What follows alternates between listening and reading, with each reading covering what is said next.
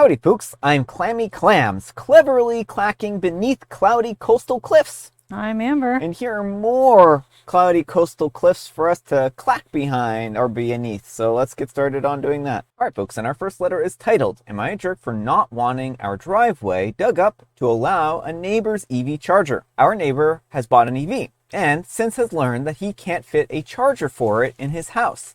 This is because our house have lopsided/shared power supplies, and his house only has a 60 amp fuse. Apparently, lots of the houses down our street and the UK have all been set up this way. To fit the charger, the electricity company will need to de-loop us. This involves digging up a trench along the side length of our front drive and to the middle of the house. The power company said that they can't use moling to minimize the digging, and they can't guarantee that the driveway will be reinstalled to the same standard after the work. Neighbor is understandably pushing for the work to be done ASAP, as he is having to run a lead through his window to charge his car. My issue is that I've recently spent a fair amount of money and time working on the driveway, as I had no idea that this was going to be happening. I work from home, and my wife is about to have a major surgery and will be recovering at home. We only bought the house 2 years ago and put all of our money into it. The driveway is nice, which I don't want messed up by some subcontractor. Our electricity supply is good here, and we're well set up with our house and our needs. Next door is rented, and there will be no digging needed on their property, only on ours. And to add, next door is a council-owned property in the UK. They are not privately rented to a landlord. They will have to seek permission from the local authority to request this work in the first place. So it looks like at some point in the near future, when everyone has an EV, this work will need to be done. But for now, am I the jerk for not wanting this work done, since it will cause disruption and potentially impact our driveway that we just spent time and money improving? All right, folks, what do you think? No, not the jerk. I mean, this doesn't benefit you in any way. And well, not everything has to benefit you. This is your property. And the fact that they cannot promise they will return your driveway to the previous condition is all the information you need. Yeah, I mean, I think like if the neighbor is desperately wanting this, then they can guarantee OP's driveway will be restored, right? That can be an extra expense on their part to make sure that the driveway is redone properly. And I think that that's OP's prerogative if they don't want their stuff messed up here. Also, I'm not really sure why he has to run a cord to the garage, right? That seems a little bit peculiar because, like, shouldn't you just be able to have an outlet there in general, right? Like, I know a lot of EV chargers, like, you can actually charge your electric vehicle on the non-specialized ones, right? You don't need a big special charger in order to charge your EV. You just need a general outlet, which I'm not sure why that wouldn't be available in like his garage or something like that, right? But maybe I'm just misunderstanding how this is all set up.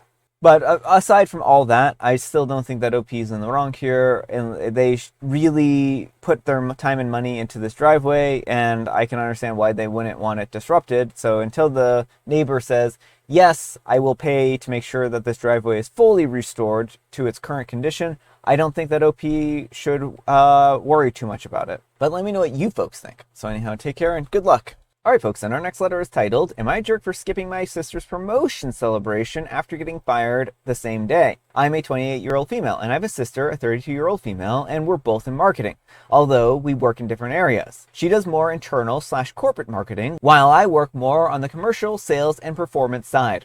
Yesterday, she got promoted, on the exact same day I got fired. Yeah, pretty wild coincidence, and honestly, it was really a rough day for me. I was genuinely happy for her. I love my sister. We have a great relationship, and I think that she's absolutely deserving of the promotion. But when she organized a small celebration that evening, I just couldn't bring myself to go. I wasn't trying to make it about me or take away from the moment. I was just completely crushed. The firing came out of nowhere, and I spent most of the day feeling shocked, sad, and I honestly kind of lost it. I didn't feel emotionally capable of showing up to a party and acting cheerful. She ended up getting really upset at me for not attending, and I felt guilty afterwards, but at the same time, I don't really regret staying home because I know that I would have been miserable there. Now I'm wondering if I was being selfish. Should I have put my own feelings aside for a couple of hours and shown up for my sister anyways? Or is it understandable that I needed space to process getting fired? Am I the jerk? All right, folks, what do you think? No, not the jerk. I mean, I think this is one of those complicated situations where it would be great if you could show up for your sister, but the reality of the situation is you were dealt a pretty heavy blow. And, are you going to be able to put on a happy face or is it going to get to you? You would have been more of a distraction if you're sitting in the corner moping. Rightfully so, like this is a big, heavy thing. But, you know, then your sister might get mad if everyone is asking you what's wrong and the whole situation becomes a pity party for you. Yeah, I think that OP's in a bit of a lose-lose situation here. If they had shown up and didn't enjoy or act all happy and stuff like that, then the sister would have been upset. And now that OP stayed home, the sister is still upset. I think that OP did the best that they could with the situation.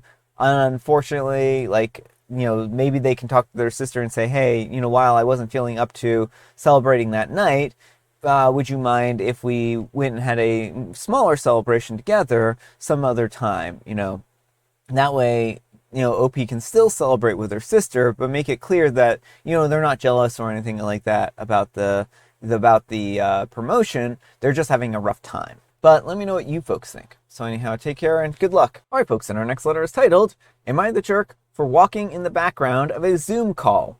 My wife and I usually alternate days working from home. Since one, I like working in the office, and so I usually only work from home on days that she has to go to the office. And two, we live in a 2-bedroom apartment without a dedicated office space. But occasionally we will both work from home. On those days, I work at the desk that we have set up in our daughter's bedroom, which my wife doesn't like to use. So she works at our dining room table, which is in the kitchen/living room space of the apartment. According to her, the light that comes through the living room window is too bright, so she angles her computer slightly towards the kitchen. Because of that, part of the kitchen is in the background when she is on a Zoom call, including, importantly, our coffee machine. Today, I got some coffee while she was on a Zoom call for work, and after the call ended, she got annoyed at me for it. She has her background blurred for Zoom, but said that the color of the blurred background changed when I was getting coffee, and that someone might have noticed. She thinks that it's rude for me to do that, and I disagree. Well, I asked if anyone has ever complained, and she said no. She's also admitted that she has seen her co-workers' family members walking in the background of Zooms before, too.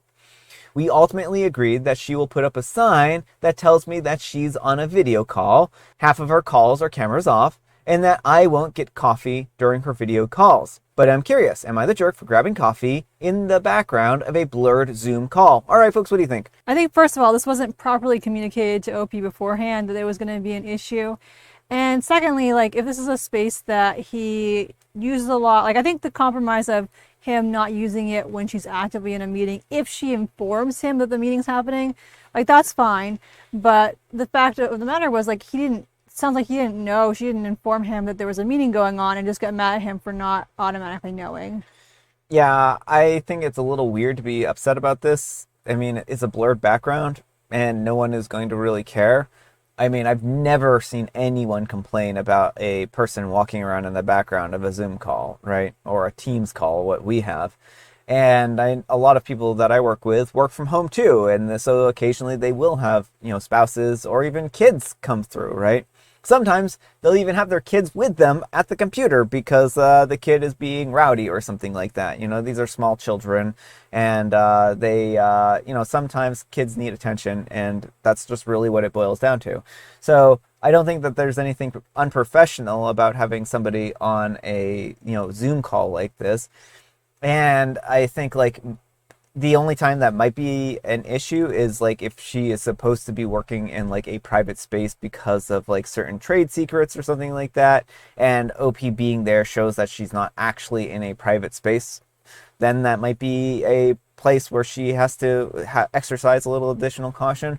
But I think that OP would have hopefully shared that kind of information. Yeah. And then if that were the case, actually been more cognizant of the whole place or whole situation. But again, I don't really think that's what happened here. I think that she just has an odd expectation. But I'm glad that they actually worked out a solution that will work for both of them. Mm-hmm. But let me know what you folks think. So anyhow, take care and good luck. All right, folks, and our next letter is titled, Am I a Jerk for Eloping Privately Rather Than Throwing a Wedding? Throwaway because we haven't announced publicly that we are married yet. For starters, I'm a 21-year-old female and my husband is a 21-year-old male. And we've been together for 6 years. A few months ago, I jokingly mentioned to hubby, then boyfriend, how our small town has a drive-through chapel and that they charge like $300 for the whole shebang. He laughed at the idea and then said, "F it, let's do it." And Reddit, that's how we got engaged. I should preface this by saying that, like at 21 years old, we're not rolling in dough. We make just enough to get by, and we both agree that spending $30,000 plus on a wedding would be ridiculous, as we could easily put that money down on a future home. We aren't religious, so whatever. Although both of our families share the same loose Christian beliefs. Continuing with the wedding planning, me and husband both agreed to do it on our 6th anniversary. The original idea was not to tell anyone until they noticed the ring that would be on my husband's finger. However, we did need 2 witnesses for the wedding, so we both picked a person of our choice to stand and sign for us. Well, for me, it was my best friend and husband's close sister. This means that we obviously had to tell them what we were planning, and they both respected our decisions to stay private. Well, jumping to the wedding, it was beautiful. There was a lot more detail to the service than we thought that there would be, and the weather was perfect. This was 5 days ago, and we spent the next few days hanging around, trying new foods, going to new places, etc. Well, when yesterday we decided to go visit husband's family, my now unaware in-laws. Mother-in-law caught on to husband's ring before he had a chance to sit down. Both her and father-in-law thought that we were joking until we told them that yes, we were legally married. Mother-in-law sat with her jaw and eyes wide open. Father-in-law, on the other hand, flew into a fit of rage. He stormed out of his house, screaming the entire time that it was my fault that I put ideas into my husband's head. I tried to mention the fact that my parents had no idea and still don't have any idea about this yet, only to be told that father-in-law doesn't care about what my parents know or don't know, and that we ruined something that he's had on his bucket list for his entire life. And finally, that we really hurt his feelings, and that he wanted to be there to watch it. After father-in-law left, mother-in-law was again shocked, but said her congratulations and listened as we showed her pictures and explained everything. She said that she understood our view of things, but that we wouldn't understand her or father-in-law's feelings unless we had a child do the same thing. It's been over 24 hours, and father-in-law normally calls husband 3 to 4 times a day, hasn't even spoken to him since. In our opinion, it's our money, choice, wedding, and life. We've been living on our own money for years now, so why does it matter what we decide to do? All right, folks, what do you think? I don't think Opie and the partner are wrong for eloping. You know, that is a personal choice. And I do think father-in-law's reaction here was inappropriate, but it's understandable that family members will be a little disappointed if you decide not to include them in such a big moment in your lives. So the way father-in-law reacted was completely inappropriate, but I don't think that mother-in-law is wrong for being a little disappointed here. I don't think she should guilt trip them. And it sounds like she's not trying to do that, but I think that OP and the partner need to recognize that there are going to be some people who are disappointed that they weren't part of the big day. Yeah, I think that the father-in-law's reaction was a little over the top, but I think they also need to give him time to kind of cool down here, right? This is a pretty big thing to spring on somebody. You know, he only has one kid, and he was looking forward to this, and it sounds like this was something that he had really been looking forward to and wanted to participate in, and I can understand his disappointment for not being able to witness this life event. Weddings aren't just for the couple, right? They're a party that allows people to celebrate the couple. Now, primarily, it's the, couple's day, the couple's decision, and how they, conduct that day. And, they get a lot of choice in it. But, parties and celebrations and things like that are generally for as much for the party goers as they are for the people who are, leading the party, right? And I think that, this is going to be something that's very hard for them to reconcile if the parents were looking this forward to it, right? Now, also, I can totally understand them not wanting to have a big wedding and spending $30,000 to $40,000 because, you can do a really, really cheap wedding for just a few $100s, right? Like, and if they had Yeah. been talking to the family and like, well, we really can't afford a large wedding. We would really like, we're wondering if somebody would mind hosting us, for a, small reception and a very small family gathering for this wedding. Then that would have been pretty close to an elopement anyways, and not have to deal with, some of the fallout, right? And hurt Yeah. feelings. But let me know what you folks think. So anyhow, take care and good luck. All right, folks, it is tea time. Grab your beverages of choice. I've got some tea right here. And Amber, she has a joke. What did the big flower say to the little flower?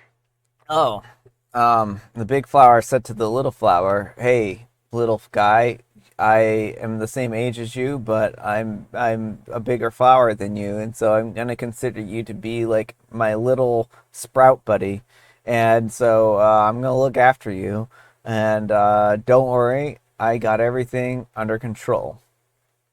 Hi, bud. I was surprisingly close to that. I even think I said hi, bud, Well, you in said there. buddy, yeah. Buddy, right? Yeah, yeah. And I have a special guest tea, some matcha. And folks, today is a very special day. It's elopement day. So make sure to go out and find somebody to elope with, even if you're already married. No. I'm gonna stick with you unless you want to elope again. I mean, I do want to wear a gothic ball gown, so. All right, folks, that's all the time we have for today. Thank you so much for watching. Happy, terrific Tuesday, spelled TWO. Amber, we need some kind of moral advice and or guidance, and please, and have it on skipping a promotion celebration.